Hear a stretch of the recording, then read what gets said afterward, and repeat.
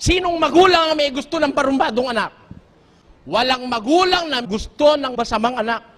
Lahat ng magulang ay gusto'y mabuting anak. Tama o hindi? Tanong, bakit merong magulang sa kabila ng gusto niya ang mabuting anak, masama ang anak niya? Bakit? Dahil hindi mo kayang magkaroon ng mabuting anak.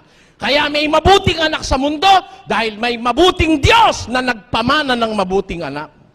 Yun ang nakasulat sa Biblia. Kasi kung walang mabuting Diyos, walang lilitaw na mabuting anak, daing anak. Barumbado, di marunong umunawa sa magulang. Nung maliit, arugang-arugahan mo. Nang isilang ka sa mundong ito, laking tuwa ng magulang mo. At ang kamay nila ang iyong ilaw. At ang nanay at tatay mo, di malaman ang gagawin, minamasdan pati pagtulog mo. Ganda-ganda lang alak ko.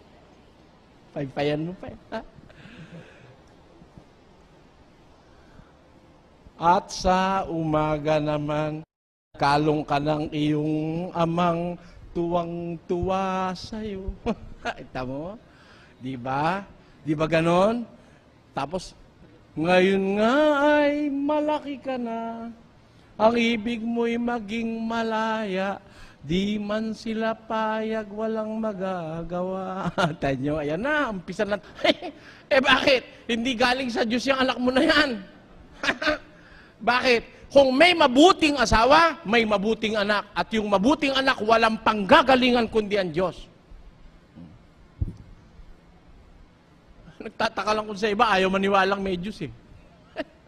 Siguro, kaya ayaw nilang maniwalang may Diyos, atin-atin lang ito.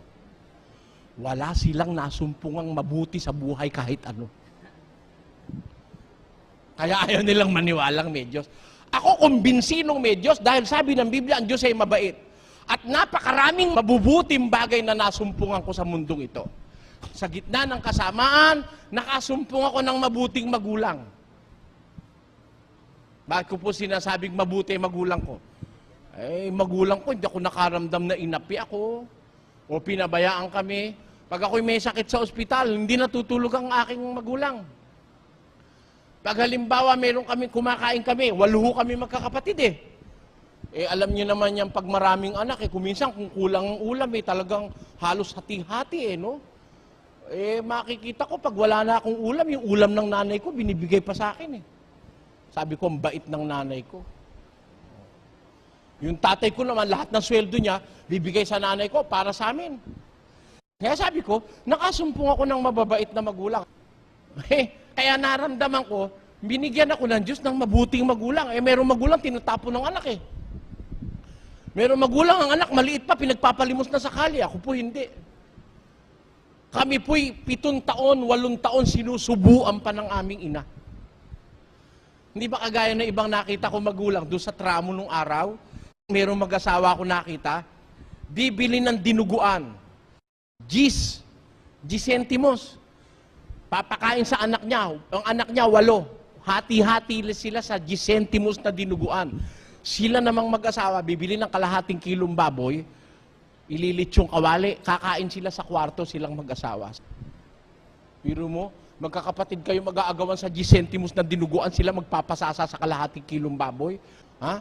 Pero may magulang, kakainin na lang bibigay pa sa anak. Bakit may mabuting magulang? Bigay ng Diyos yun. Ba't may mabuting asawa? Galing sa Diyos. Ba't may mabuting tao? Galing sa Diyos. Bakit may mabuting mangangaral? Sugo ng Diyos. Kaya hindi pwede sabihin mong walang Diyos Hindi natin pwedeng masabing walang Diyos. Meron.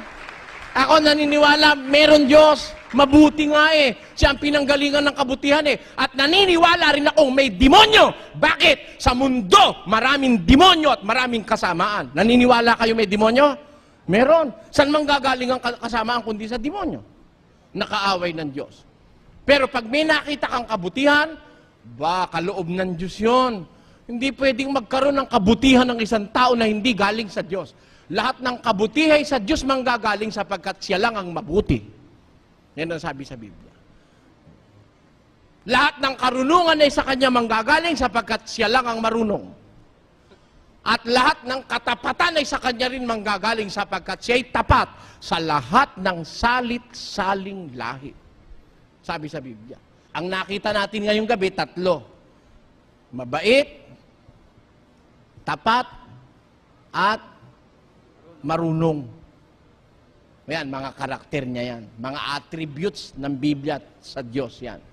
Meron pa pong natitirang higit kumulang sa 20. Para makapagtiwala tayo of the existence of a God. No? Na kung tawagin ng Biblia ay Diyos Ama. Yung Ama ng ating Panginoong Hesus. Aalamin po natin ang kadugtong nito sa susunod nating exposition.